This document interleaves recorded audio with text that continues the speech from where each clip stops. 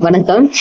இவ எல்லாருக்குமே தெரியும். நாங்க ரோட்ல இருந்த ஒரு குழந்தை கருத்தடை பண்ணி கொண்டு வந்து விட்டதுக்கு அப்புறம் 1 மாசம் கழிச்சு இவளுக்கு வந்து சிடி இன்ஃபெக்ட் ஆயிருக்காங்க.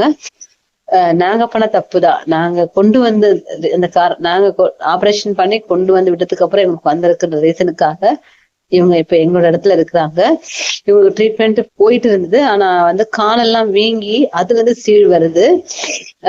பிளஸ் அவங்க வந்து ஃபுல்லுமே உடம்பு ஸ்டிஃப் ஆகுது. எழுதிருக்கல.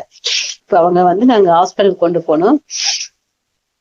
இது வரைக்கும் இவங்க போட்ட எந்த டாக்டர்ஸ்க்குமே ஹெல்ப் கிடைக்கல. நிறைய டாக்டர்ஸ் ஹாஸ்பிட்டல்ல கொண்டு போற எல்லாம் இதை காட்டணும். ஆனா யாருமே ஹெல்ப் பண்ணல. பிளீஸ் இந்த குழந்தைக்கு வந்து சப்போர்ட் பண்ணுங்க.